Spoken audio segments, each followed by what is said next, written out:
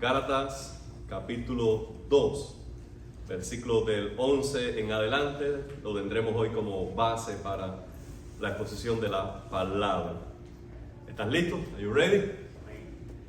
¿Has escuchado esta frase? La hipocresía es la regla básica de la educación. ¿Has escuchado eso? ¿Lo has escuchado, Richard? Yo recuerdo como si fuera ahora la primera vez que yo lo escuché. ¿Y sabe de quién lo escuché? Lo escuché de la persona que me estaba discipulando. La persona que me estaba discipulando me hizo mucho bien, me enseñó muchas cosas buenas. Pero un día en el contexto del comedor de su casa, cuando estábamos comiendo y me preguntaban acerca de que si me gustaba la comida, yo dije sí. Y yo realmente ahora no recuerdo si me gustaba o no, pero yo dije que sí. Siempre vas a responder que sí en una visita que están cocinando para ti después de tanto esfuerzo. ¿No es verdad, Omar? ¿Quién se atreve a decir, no, esto quedó salado? No, esto ni me lo como. Yo dije, sí. Y él me respondió, sí, la hipocresía es la base de la educación. Y es cierto que muchas veces nosotros, para ser corteses, adoptamos algún rasgo de hipocresía. No estamos diciendo lo que opinamos, o no nos comportamos conforme a lo que creemos, o no expresamos según lo que sentimos. Pero la hipocresía es pecado. La hipocresía es pecado. Hoy lo que tenemos delante es un caso de hipocresía. Si no lo dijera la Biblia, yo no me atrevería a contarlo. Pero si lo dice la Biblia, Mandiel, debe ser para que nosotros tomemos nota para nuestro diario vivir. Tomando el iPad y buscando algunas definiciones de hipocresía, me apareció esta como única en primera instancia: fingimiento de las cualidades o sentimientos contrarios a los verdaderos que se tienen o se experimentan. En otras palabras, es fingir cualidades o sentimientos. Por supuesto, si estamos fingiendo es porque carecemos de ellos. Ahora, yo quisiera acotar una más a la luz de la enseñanza bíblica, y es esta: actuar de manera contraria a la fe que profesamos. Actuar de manera contraria a la fe que profesamos. Usualmente, cuando hablamos de hipocresía, estaba hablando de sentimiento fingido, o estaba hablando de alardear de lo que no se tiene. Pero cuando hablamos de la Biblia, cuando estudiamos la Biblia, la hipocresía tiene que ver más con la distancia que hay entre lo que decimos y hacemos. Es una incoherencia en nuestra estructura personal. El pensamiento puede estar por un lado, lo que confesamos con nuestros labios es otro, y nuestro comportamiento es otro. ¿Qué sucede? Usualmente en la cultura cristiana o el cristianismo no bíblico, a veces se llega a adoptar esto como estilo de vida y natural, en que uno dice, yo creo la Biblia. ¿Cuánto puede decir amén? Amén. Algunos dan un paso más y dicen, yo creo la Biblia y digo lo que dice la Biblia, o como dice la Biblia, tal cosa.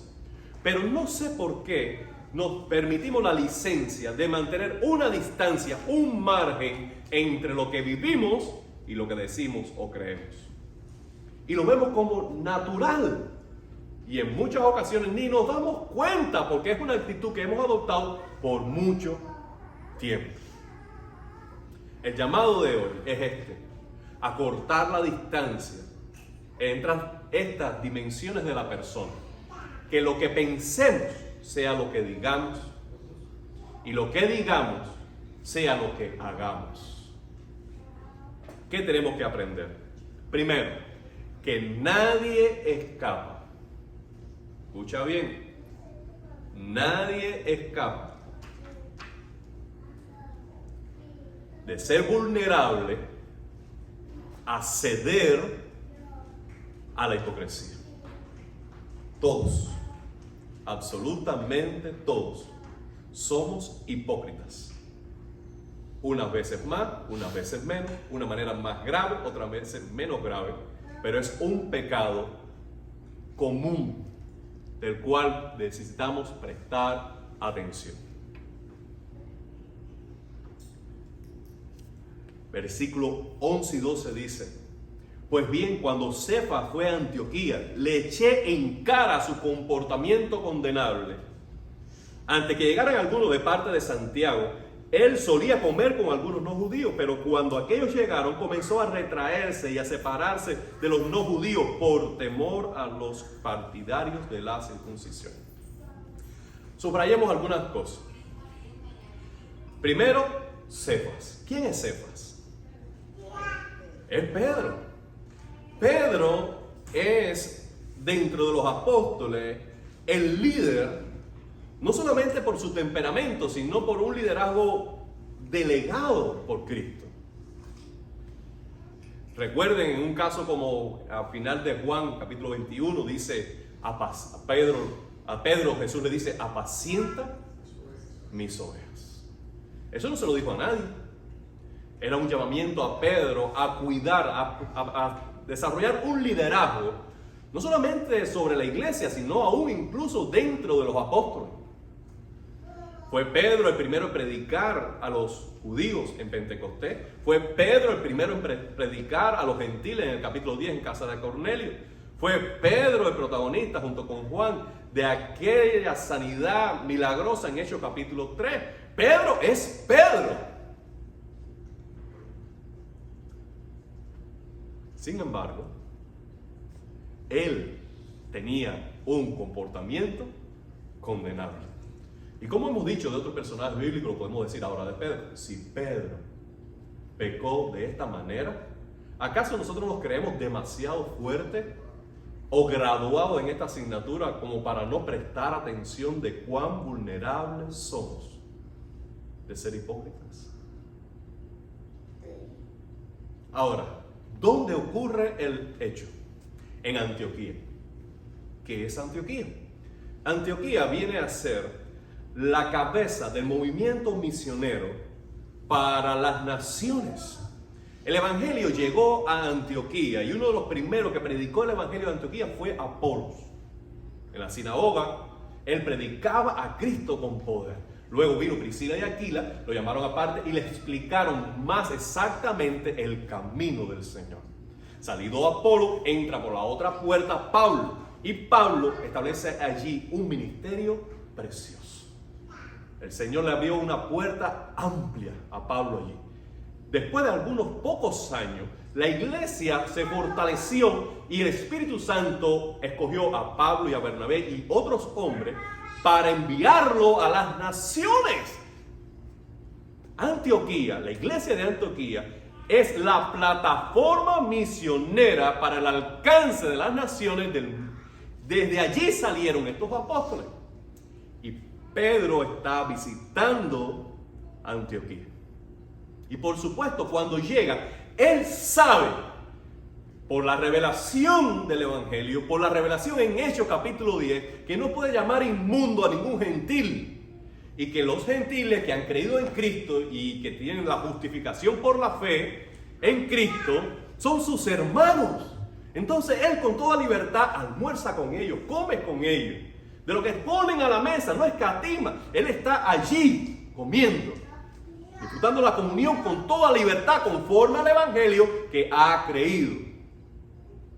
Hasta ese punto está siendo coherente. Es más, está siendo influenciado por el Evangelio para modificar su conducta y atreverse a hacer cosas que antes no hacía, porque ha comprendido la libertad que ahora se tiene en Cristo. Su fe es legítima. Su fe le ha transformado. La enseñanza de Cristo le ha hecho a él una nueva persona. Pero ¿qué sucede? Viene un grupo a visitar la iglesia de Antioquía que está enviando Santiago. ¿Quién es Santiago? Es el nombre a subrayar. Es Jacobo. Este es hermano del Señor Jesucristo. Según la tradición, Jacobo era el pastor principal de la iglesia en Jerusalén. Es decir, es el alto mando de Jerusalén. Y yo no sé, hasta el día de hoy, no me explico ¿por qué Pedro sintió una presión a que cuando llegaron de Jerusalén, hebreos cristianos, él se apartó y no socializaba, no compartía la mesa con sus hermanos gentiles? Lo que me hace pensar a mí, de pronto, sin analizar, es que quizás Santiago tenía un pensamiento del evangelio un poco legalista todavía y retrasado. Pero cuando yo voy entonces a Hechos y veo las presentaciones del evangelio que hace Santiago, y que Santiago está defendiendo el evangelio en el concilio, y que Santiago entiende bien el evangelio, no puedo pensar eso.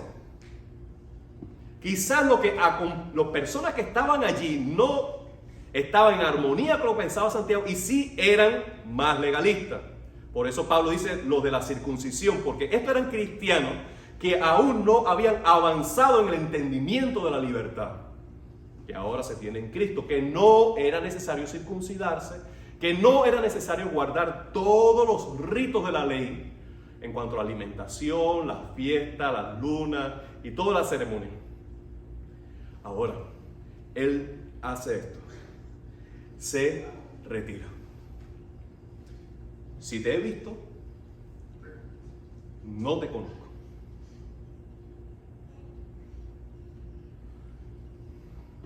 ¿Por qué Pedro haría eso? Dice Pablo, por miedo. ¿Pero miedo a qué? Es Pedro. ¿Le van a quitar el apostolado? ¿Le van a quitar la experiencia que tiene de Cristo? ¿Le van a quitar algún cargo, alguna posición? ¿Le van a bajar el salario a casa? ¿Miedo a qué? Simplemente miedo a la percepción que se tiene de él, la opinión que se tiene de él, la valoración que se tiene de él, decaiga en picada. Que al terminar una conversación no le den 5 estrellas, sino que le den 1 con vista a ninguna. Ese era el miedo. Miedo a perder aprobación humana.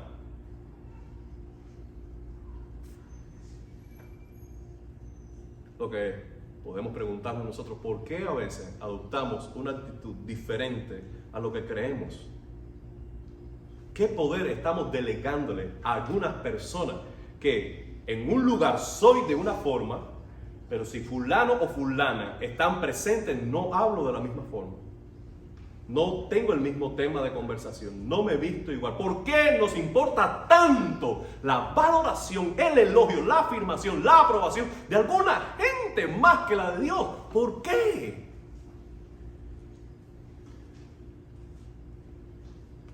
Por eso, un adolescente cuando está en casa puede hablar correctico. Pero cuando llega a McDonald's y se encuentra con su socio, entonces como que usa otras frases, usa otras palabras, se despeina, se moja. ¿Por qué? No somos los mismos en todo lugar ante todas las personas. En este caso, porque Pedro está removiendo su identidad de estar en Cristo, la aprobación más importante que es la de Dios, para remitirla a yo soy quien dicen las personas que soy. Y yo valgo según la valoración social. Y cuando removió esa firmeza del evangelio de Cristo y de su identidad en él, y lo puso en cualquier otra persona, fue como un barco de papel a la orilla de cualquier playa, bandeándose de un lado a otro, próximo a naufragar. Todos, amado hermano, todos somos vulnerables ante la tentación de ser hipócritas. Por tanto, la primera advertencia es esta: be alert.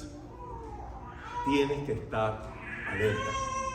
Tienes que defender tu corazón y tu alma. El que se cree firme, mire que no caiga. Esta es la segunda verdad: que la hipocresía es pegajosa. La hipocresía es pegajosa. Entonces los demás judíos se le unieron en su hipocresía. Pablo no tiene pelo en la lengua. Hasta el mismo Bernabé se dejó arrastrar por esa conducta hipócrita. Ahora, ¿quiénes son estos judíos? Bueno, es el team que está acompañando a Pedro en esta visita pastoral a la iglesia de Antioquía.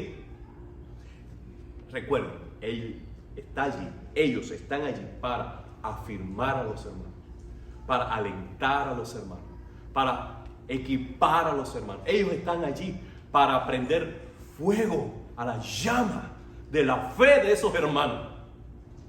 Y los que están llamados a influenciar son aquellos que están dejando su posición de influencia para ser influenciados por otros ajenos al propósito de su visita. ¿Quién se está sumando además? Bernabé. Ya hemos mencionado Bernabé, que es aquel hijo de consolación que Dios usó para tomar a Pablo. Pablo que está hablando ahora. Pablo que es el que va a reprenderlos. Ese Pablo, él lo tomó de la mano y dice, muchachos, cuidado con esto. Aquí nadie me lo toca, hay que escucharlo. Yo respondo por él. Lo que él haga, yo lo pago. Ese es Bernabé, un hombre de Dios. Pero Bernabé, por el calor de las conversaciones, por el movimiento, la energía social que estaba allí, en medio de esas relaciones, él dijo, ¿qué hizo Pedro? ¿Qué hizo los demás? Yo lo hago. Si Pedro lo hizo, si los demás lo hacen, yo lo hago. Yo no voy a ser el único que no lo hago. Y la influencia que tiene la hipocresía es tan fuerte que Pablo dijo, se dejó arrastrar. No es que fue un soplo, no, es que la influencia de la hipocresía es como un viento arrasador que te mueve, te arrasa de tu firmeza. Tiene un poder increíble la hipocresía de otros sobre la percepción de cuál ha de ser nuestro pensamiento, nuestra actitud, nuestra conducta, un momento dado. Es muy difícil, Justin, permanecer solo en la verdad, permanecer solo en las escrituras, permanecer solo haciendo la voluntad de Dios. Pero es el llamado del Señor. La verdad no es una construcción social. La verdad no la creamos nosotros. La verdad viene de Dios. Y nosotros simplemente la descubrimos porque Dios nos abre los ojos. Y nuestra responsabilidad es aferrarnos a ella como náufragos a su isla.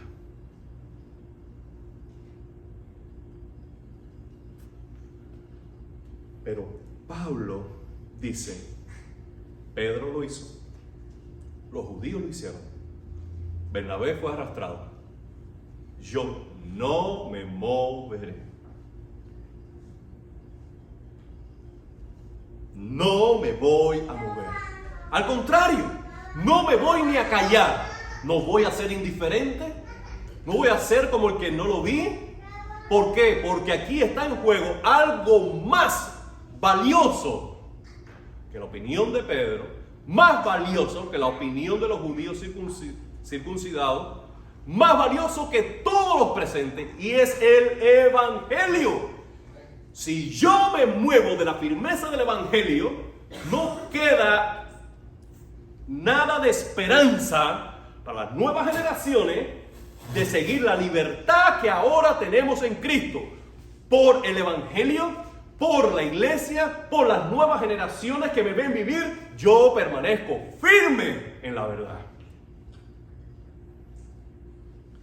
Para que entendamos un poquito más la gravedad del asunto y el valor del Evangelio, que hay que defenderlo. Supongamos que nosotros estamos en medio de la Segunda Guerra Mundial y estamos habitando Polonia, por ejemplo, un país ya dominado por los nazis. Supongamos además que nosotros tenemos un tren en el que nos hemos montado todos y estamos llegando a la frontera de un país libre aún. Supongamos que lo único que nos separa de la frontera de libertad es un puente. Y en el momento justo de cruzar el puente, alguien lo vuela. ¿Cómo te sentirías? ¿Qué pasaría con tu vida? Ese puente es el Evangelio. Nosotros estamos en un país, en un modo de vida, en un estilo de vida bajo el imperio de la muerte y del pecado que es de Satanás. La única esperanza de libertad es cruzar el puente del Evangelio a tierra de libertad. Si nosotros abandonamos la firmeza en el Evangelio, nosotros estamos volando el puente para que otros lleguen a libertad. Así de importante es que cuando otros sean hipócritas, tú permanezcas íntegro en la fe que profesas tener en tu Señor Jesucristo. Amén. Hay mucho en juego. Por tanto, la hipocresía hay que confrontarla.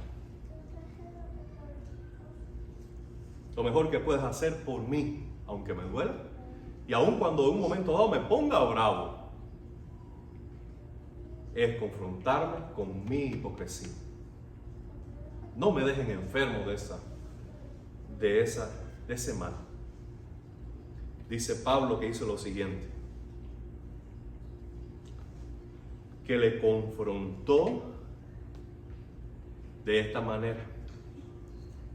Versículo 14, cuando vi que no actuaban rectamente como corresponde a la verdad del Evangelio, le dije a Pedro delante de todos, si tú eres judío, vives como si no lo fueras, que es lo que estaba haciendo hasta ese momento, ¿por qué obligas a los no judíos a practicar el judaísmo?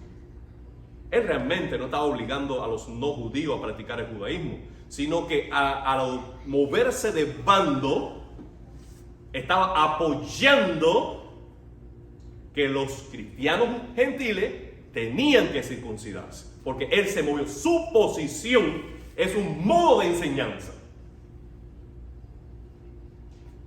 Y Pablo lo confronta. Ahora, para confrontar, al menos hay que tener dos cosas, y con esta termino hoy. Dos circunstancias, dos valores esenciales que debemos tener para animarnos a confrontar a otros y corregirlo en su caminar con el Señor. ¿Estás listo? Primero, tienes que conocer las Escrituras, porque el punto de referencia para ver si otros andan en rectitud o no, la vara, el canon, es las Escrituras. Tú no puedes abordar a nadie diciendo, mi opinión es. Tú no puedes abordar a nadie diciendo, según me han enseñado. No, porque mis padres me dijeron. No, tú tienes que abordar a alguien en el amor de Dios y abriendo las Escrituras diciendo, aquí dice. Porque tú no tienes ninguna autoridad sobre la vida de otras personas que no sea la autoridad que tiene la palabra de Dios dicha en tu boca. Porque tú tienes una opinión, otros tienen otra opinión. ¿Y quién dice que la tuya ha de ser la más importante?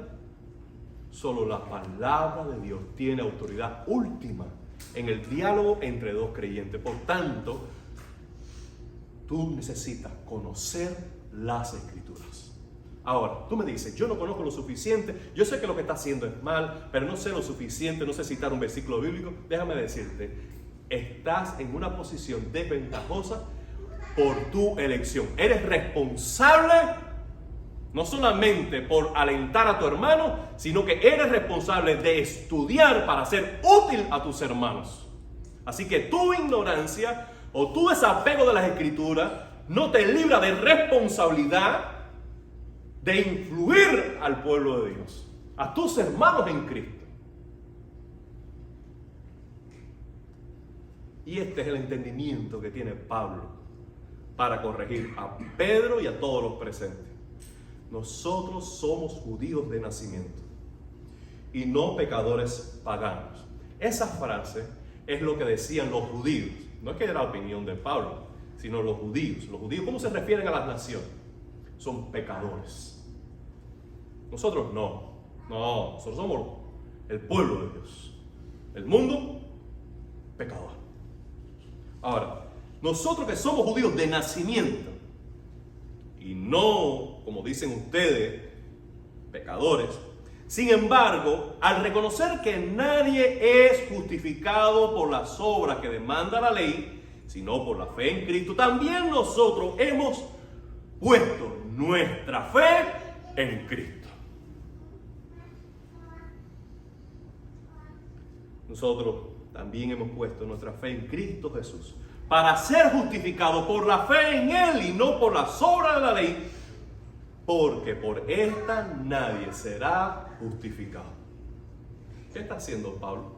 Pablo está exponiendo el Evangelio. Está diciéndole a Pedro, nosotros somos hebreos, pero hemos reconocido que somos tan pecadores como los gentiles, porque hemos buscado la salvación no por obediencia de la ley, sino por la gracia de Dios expresada en la cruz de Jesucristo. Al reconocernos pecadores, nos hemos igualado a toda la humanidad. Nada nos diferencia, Pedro, de los no gentiles. Todos somos pecadores. Ahora, todos tenemos un mismo Salvador que es Cristo. Todos tenemos una misma llave para acceder a la gracia de Dios y se llama fe. Ahora, si hemos comprendido esto, ¿cómo es que seguimos haciendo distinción entre los hombres? ¿Y cómo seguimos diciendo, ya sea por palabra o por actitud o por conducta, de que a otros les falta algo más que Cristo para tener toda la aprobación y bendición de Dios? Hablo eso. Pedro, eso no está bien. Ahora, bien, cuando buscamos ser justificados por Cristo, se hace evidente que nosotros somos pecadores. Ya se lo estaba diciendo. ¿Quiere esto decir que Cristo está a servicio del pecado? De ninguna manera. Si uno vuelve a edificar lo que antes fue destruido, se hace transgresor. Amado hermano, si quiere ser útil en la casa del Señor, debe empezar por esto. Estudia las Escrituras. Cuando vas a llamar a alguien, alentar a alguien, exhortar a alguien, no vaya con opiniones. Abre las Escrituras. Y dice, la palabra de Dios dice. El segundo requisito fundamental es este. Para confrontar la hipocresía, uno debe ser un modelo de integridad. Modelo de integridad. Ahora, por mi parte, dice Pablo. Lo que Pablo va a decir de aquí en adelante es: estás actuando incorrectamente con hipocresía porque no estás viviendo la luz de esta escritura. Ahora, mira mi ejemplo. Por mi parte, ¿yo qué es lo que hago? A la luz del evangelio que ambos profesamos, tú estás teniendo esta conducta. Pero a la luz de ese mismo evangelio, yo te doy testimonio de que vivo diferente. Te presento mi testimonio como una herramienta de que por la gracia de Dios llega a tener más influencia que la hipocresía de otros. Si la hipocresía tiene influencia, el testimonio cristiano tiene poder de Dios. Poder de Dios. A veces las personas lo que necesitan no es otro versículo, sino ese mismo versículo que ya conocen, pero encarnado en el carácter de alguien que diga, mira, así se ve un cristiano. No subestime tus decisiones de vivir en santidad. No subestimes, no valores menos tus decisiones que haces en secreto, en privado, en soledad, de ser fiel a Dios. Dios está construyendo un testimonio para dar luz a otro. Tu vida es el mejor evangelio que otros podrán leer. Pablo dice, así es como vivo el evangelio. He sido crucificado con Cristo y ya no vivo yo, sino que Cristo vive en mí. Y lo que ahora vivo en el cuerpo, lo vivo por la fe del Hijo de Dios, quien me amó y se dio a sí mismo por mí. Dio su vida por mí. No desecho la gracia de Dios. Si la justicia se obtuviera mediante la ley, Cristo habría muerto en vano. Este versículo que pudiéramos cantar, tan conocido, deberíamos una vez más tratar de sacar algunas masitas, como aquel que se come un pescado despacio. He sido crucificado con Cristo. Jesús mismo dijo a sus discípulos: si alguno quiere ser mi discípulo, niéguese a sí mismo. ¿Pero qué significa negarse a sí mismo? Él se explica más adelante. Tome su cruz cada día y siga. La invitación, el llamamiento evangelístico de Cristo es este: si quieres seguirme, debes morir. Tu vida, como un barco donde tú estás al timón, naufraga, muere, termina a los pies de mi cruz. ¿Quieres ser salvo? Debes abandonar tu vida a los pies de la cruz. ¿Qué estás dejando allí? Nada de valor. Estás dejando una vida condenable, una vida pecaminosa, una vida sin propósito, una vida vacía, sin resultados de bendición en la eternidad. Eso es lo que estás dejando a la cruz. Pero cuando tú entregas tu vida en la cruz, tú recibes de la cruz la vida del Salvador. Jesús lo explicó de esta manera. Así como un campesino toma una semilla y la tira en tierra, la semilla cuando cae en tierra muere. Al morir se quiebra, y al quebrarse bajo tierra, enterrada, muerta, quebrada, de allí sale la nueva vida. Y esa nueva vida se extiende, se alza hacia el sol y de pronto da su fruto. El fruto de una nueva vida nació de una vida que fue muerta y enterrada. Jesús dijo: yo doy mi vida. Y cuando yo ponga mi vida en la cruz, otros hallarán su vida a través de mi cruz. Pero el modelo de Cristo es el nuestro. Cuando tú vienes a Cristo, tú crucificas tu vida juntamente con Cristo y no vives más tú. Ahora Cristo vive a través de ti. Dice: y lo que vivo ahora en el cuerpo, lo vivo en la fe del Hijo de Dios. Amado hermano, allí la mención del cuerpo es una referencia a la vida terrenal. Mientras yo tenga este cuerpo. Pablo, para decir eso, tiene que tener una perspectiva eterna. Y tiene que decir: la vida en esta tierra no es para siempre. Por tanto, tengo que tomar decisiones en vista a la eternidad. Lo segundo que está diciendo Pablo es que yo, mi naturaleza, quien soy en verdad, soy distinto al cuerpo. Mi vida no termina cuando termina el cuerpo.